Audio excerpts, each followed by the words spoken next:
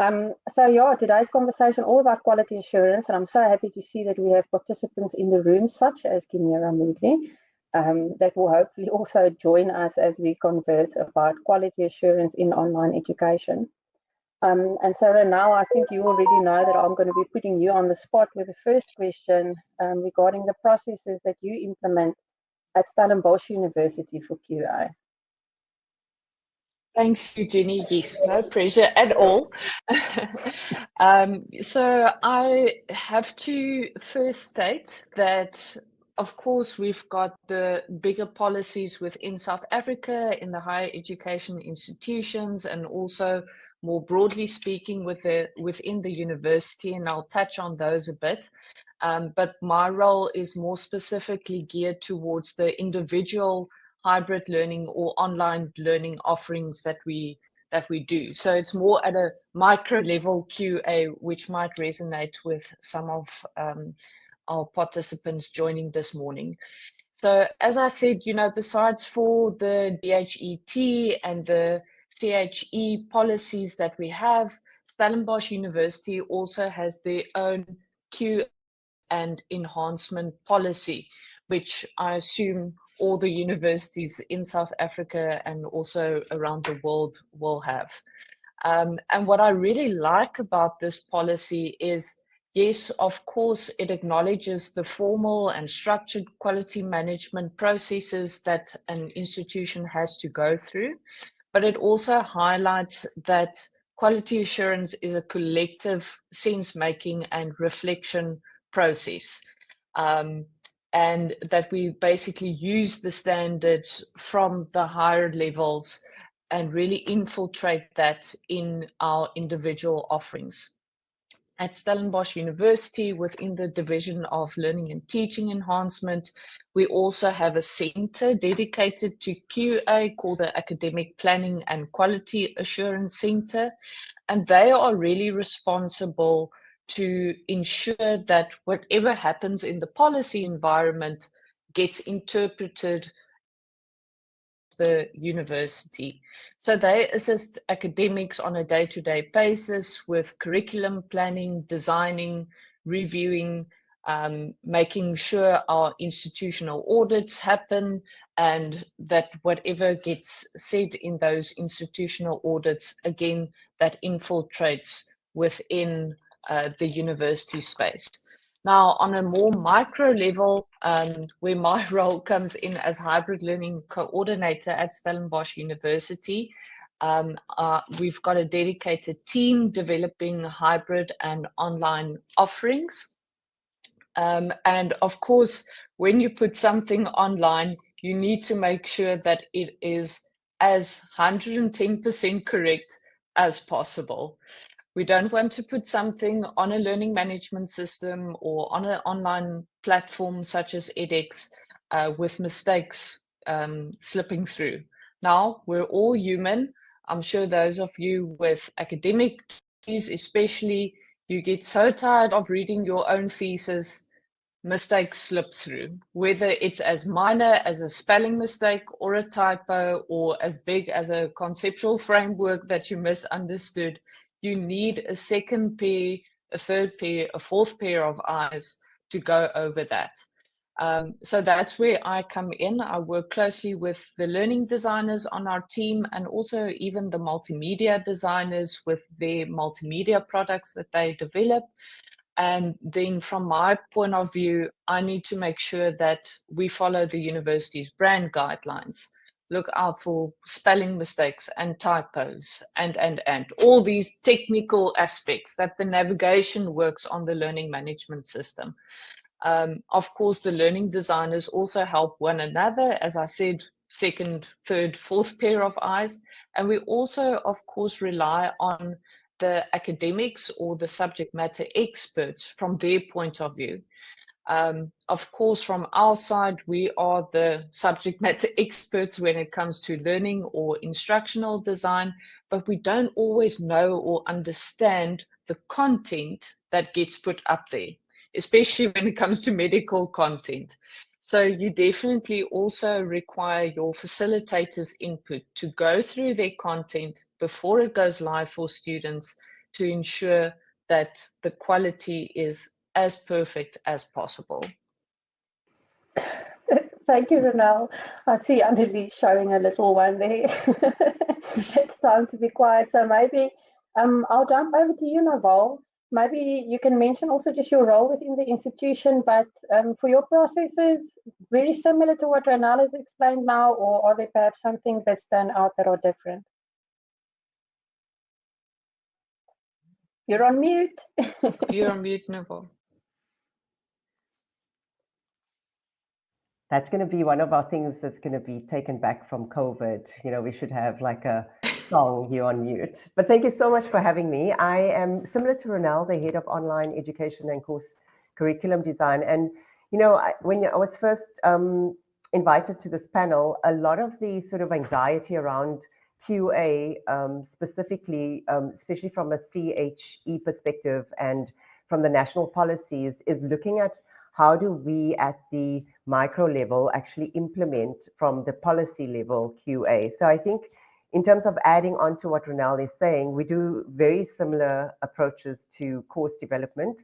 But within UCT, we do formal courses in terms of our online as well as our contact undergraduate courses. And so our QA is the same because QA is QA. And I don't think, and we don't believe that you could have different QA criteria because it obviously has to meet the national policies for quality assurance, which is mandatory. So UCT is fundamentally a residential university, but I think where the QA discussion has really morphed after COVID is looking at what does it mean to have, and maybe we'll talk about it more later, this idea of contact and distance in terms of the definition, where we're actually exploring a very blended approach. And so recently, the way in which I'd like to highlight from our institution is that we updated our digital and online education policy, which is a policy that really brings in the quality assurance, the IPD, which is our institutional planning department, and the integration of people like me or teaching and learning that segues into how do we provide a framing that allows for quality assurance that also meets the teaching and learning needs. And so we operate from a critical focus that says, you know, in both distance and contact modes, we're now having this blended approach, but even within that, fundamentally, we are aligning all our quality assurance. So I found that working closely with the IPD and looking at what they require at a quality assurance national level, and then at the university level with our digital and online education policy, which feeds into that, and then at a micro level in terms of we are the front-facing like learning designers or course developers that can start implementing and understanding what quality assurance criteria we need in order to support lecturers in meeting those. So, I mean, it's not an easy process and it's obviously organic and we all try to do better. But I think what has changed is really that intersection between like IPD, who is responsible for this at a higher level, and like the work that we do, and then data. So data has come into our processes where we look at like what are program and course conveners, you know, how do we work with them to lean heavily on program accreditation criteria and then to support quality, not just in terms of a checklist, but actually, and more than just a compliance exercise, but really as a learning experience so that we can support student success. So I think the shift is how all these areas that was quite disconnected, you know, are coming together, and then opportunistically, and I'm sure all of you have the same experience, lecturers are stretched, you know, they're really exhausted. We add on stuff, now we're adding on AI disruption, you know, then you add on quality, then you add on blended learning and hybrid learning. And so how do we support this continuously adapting to the environment and provide quality assurance so that we meet the national criteria as well? And maybe we can talk about that later on in terms of the challenges, but really that's framing the way in which we work. Thank you, Naval. I think that ties so nicely now with me asking Annelies. So Annelies, you are a senior curriculum development practitioner at TUT and you actually engage with the lecturers on a daily basis. Your QA processes and strategies for the online programs? Thanks, Eugenie. Colleagues, yes, we follow the same kind of processes as described by the previous colleagues, but we try to make it as easy as possible for our subject matter experts, and we work with them really dedicatedly from conceptualization right through to implementation, through a tiered process where everything is brought together and all the role players. So the one thing that we have introduced that that's maybe a little different, and it might seem like an extra gate or an extra barrier. But within our internal process, you often have concepts to be approved at certain internal levels. And we know what happens in these bodies is that you've got HODs and you've got deans and very high management people, and they're reading emails. So they approve and approve, but it's not really a quality process. So what we've done is we've added a task team right at conceptualization before PQM approval, and then right at implementation, and then bring together some role players from the university, people from the library, people from the management environment, people from the registrar, people from our quality, our dedicated quality office, so that they look at what we've done. So the subject matter expert, myself, facilitating the process, instructional designers, multimedia designers, program coordinators, so that we all work from the same page. So these little extra gates really help the quality process, and it helps our lecturers to understand that curriculum design is not this magical thing that's out there. They do curriculum design on a daily basis. They do it on a micro basis every single day. So now we just help them to fit this into going into a blended approach or going into a fully online approach. Thanks, Eugenie. Thank you, Annelies. I hope Gerrit is still there with you, because the next question then, I thought I'd kick it off with the processes, because typically for those of us that are involved in quality assurance, you can kind of list the steps, off by hand. It starts with teaching and learning, and then it's at faculty board, and then it goes to Senex, and then it serves at Senate, and then we get our PQM clearance, and it's accreditation at CIG, and it's SACA registration, and we know the process is all too well.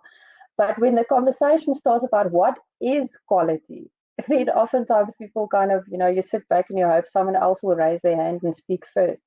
So Gerrit, I was hoping from your perspective at WITS, quality in online education, how would you explain that? Thanks, Eugenie. So I wouldn't like to differentiate between quality in online and quality in blended courses. As most of you know, that the accredited qualification and the associated learning program needs to be pretty much identical between the contact program and the online program, and so the process is pretty standard. There's some considerations that differs when you go online. The assessment strategies might vary slightly, and some of your learning activities might vary slightly, but on the whole, the process would be the same. I do want to say though that I do often see that some of our more longer standing programs, the way in which those programs were approved was pretty minimalist, and so the university would do as little as possible in the submission to the HQC process to get the program accredited. And so what we're trying to do internally is to move away from that, because everything that you don't do up front before submitting to HQC process is going to catch up to you downstream. So eventually you have to get to a level of learning experience design. You can't, for you to be able to implement. And so what we want to do, and this is not going to be a happy conversation, but at the time that we are ready to submit to our internal approval processes, that you already have the implementation documentation available. So the course materials in place, the course sites in place. And so when you look at the submission documentation, you can actually see already what the person approving requesting approving, what they mean by a specific outcome. What is it that the learning experience design is going to be to support students to achieve that learning outcome. Otherwise, what we find is you've got a kind of a broad statement about exit level outcomes and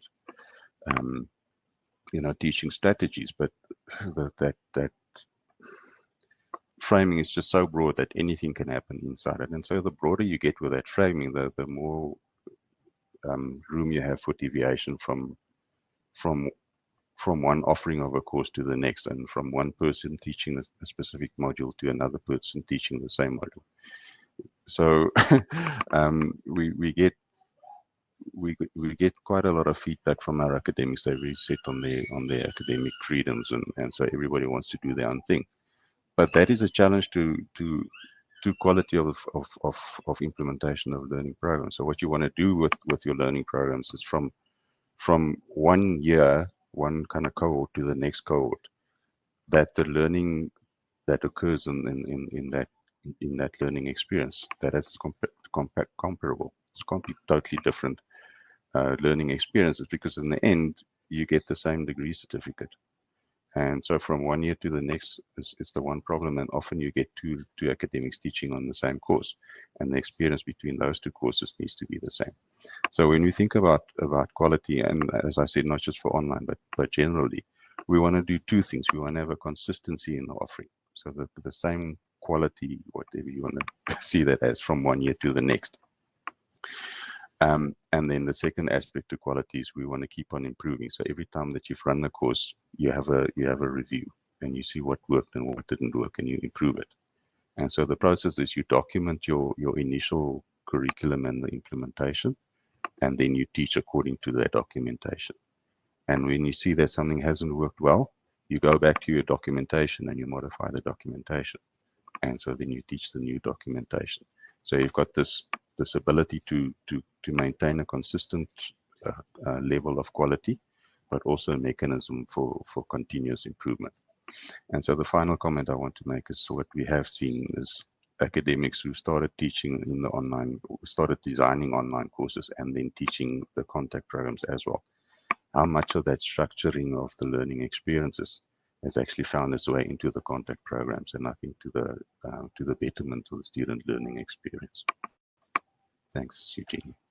I have to agree with you there, Gerrit. Although you don't want to distinguish between the online and the contact, I think the one thing that many institutions have taken away from going online is how it actually has improved what has been going on in many of the contact classrooms. I think there are so many more mechanisms and eyes involved with the online programs, whether you call them curriculum development practitioners, learning designers, LXDs, IDs. There are so many people involved now, together with a subject matter expert or lecturer, or what are other terms for them? Whereas oftentimes in the contact classrooms, and I'll now speak about my own experience so that people don't think I'm naming and shaming. I walked into that lecture hall. I had inherited some PowerPoint slides, which I could either use as is or adapt, and I never had a HOD or a program coordinator visit me in that lecture hall. So some days we had very informal conversations, which the students actually enjoyed a lot more than having the theoretical lectures, but really no QA taking place in that sense. So for the audience members, because we'd like to engage with you a bit as well, I posted the question there for you to please define quality in learning for us as well. And so you're welcome to type that in the chat pane in the meantime, so that we get an idea of what the feeling is. Then moving on to one of our next questions, measuring effectiveness in education in general, but especially in online learning. I think a lot of the universities have all of the steps down to implementation, and then things kind of fall flat. So I'd very much like to hear from everyone in the room again, now that we've got all of the paperwork QA'd and we are sure that the alignment and so on looks really well. After the curriculum starts the implementation processes, what is there in place in the institutions? Do they maybe have a look at quality and the student experience? Naval, can I put you on the spot? Yes, so I was really wanting to jump in and say to Gerard, like, what is the buy-in, Gerard? Like, how do you get all of that throughput and done? Do the lecturers actually like you? But I'll leave that for the challenges. Just to say that our mechanisms are obviously aligned to our course evaluations, our peer review, our internal and external moderation. So we have quite a sophisticated system that allows for us to have that level of reporting right up, and then we can check. But what we have sort of started, which is quite exciting, is that UCT plans on by the middle of 2025 to integrate a dashboard, which is a repository of data, which would specifically for quality assurance. It's a quality assurance dashboard that all HODs, all course conveners will have access to, and they will have real-time data in terms of that triangulation. So we've got a number of areas that we're capturing data now, and we found that the learning management system and what you were just saying, Eugenie, in terms of like, as a contact lecturer, you were quite alone, and now you have the presence of not just like a learning designer or a tutor. We now have an AI presence. We also now have data presence. So our learning management system has become quite an effective tool for us to draw that data beyond just course evaluations, and then we can all triangulate that into this dashboard, and that can be fed up right across to ensure that the QA is being met, but it's also more collaborative as opposed to punitive. So we're finding that our lecturers and our course conveners and HODs understanding how to use the data really enhance QA, so that we're not leaving them outside of that, and we're also not just doing a checklist. So we're moving from the idea that QA used to be very administrative and like you listed all those things, like a checklist, really into an academic integrated teaching and learning experience that supports the work that we do and integrates it. So this dashboard has been something that we really saw a gap, and we've also looked at our migrations recently to provide trust, building trust with lecturers in, especially what Gerard was saying, it's not whether it's contact or online, but really building that trust to say to them, okay, but what about this criteria? And then using the QA criteria to gently prompt that learning design process or that curriculum design process. So we find that the way you package QA is also important, and the way you support data supports QA is important, and the way it also intersects with course design. So I feel like where we're moving is finding more ways in which these silos are now being broken down, the barriers are being broken down, and we can support the process of QA without it just becoming like, oh my goodness, we have to do it, and we're going to get into trouble if we don't. And that's why I was really interested to find out from Gerard how that was being like received in terms of like that throughput that he spoke about, because we have grappled with that in the past. But I think bringing in a dashboard where they can say, like, we have this data process where it says, know your course, know your students. And that really brings in that social justice approach where our students and where their positionality is, what their NBT scores were, whether they, speak English as a first language, or how we need to support them for the online, not the blended approach, where we have found when students watch lecture recordings and they can see the captions and transcriptions, they're finding it more valuable for their success in understanding a concept, whereas they were sitting in a contact classroom, bums on seats, taking notes. Now they can watch lecture recording over and over and understand, especially when English isn't their mother tongue, or especially if they're differently abled. That level of blended then adds to the quality assurance and then allows for that student to be more successful. So we don't differentiate between whether it's like contact. We're finding that with the learning management, with enabled digital education, we're allowing for those mechanisms to come through and that criteria to come through. But it's almost like it's become like, is the policy, national policy, is DET's policy matching to the landscape and the reality of what's happening in the classroom? and how do we actually ensure that, you know, when we define these things, we're actually looking at what is real. Because after COVID, I don't think I can't imagine like one class or maybe music or art, we were thinking labs, where there isn't an engagement with materials or with a level of like integrated digital technology. So it's more the affordances of it and capitalizing off it. And then those mechanisms can feed into all the tick lists of annual program reviews, course evaluations, peer reviews through external moderations and equality mechanisms. But I mean, I think if my takeaway message for all of you is that it's not necessarily just the tick list of those mechanisms anymore. It's really about redefining and adapting to how we teach and all of the presence and the support that's in that classroom with you, Eugenie, that you were talking about. And as a benefit, not as a, oh, you're critiquing me or you're watching me or you've got this thing that's not saying that I'm not complying with QA. And that framing is quite important. So I hope that explains it in a very philosophical, roundabout way. Thank you, Noble. I think you also addressed the question now that Yolanda had asking about capacity. So at UP, we are also moving in the direction of trying to create an integrated platform where all of these things are visible, where one could see, you know, the students that are at risk together with the feedback that the lecturer maybe received, you know, from a previous module, etc.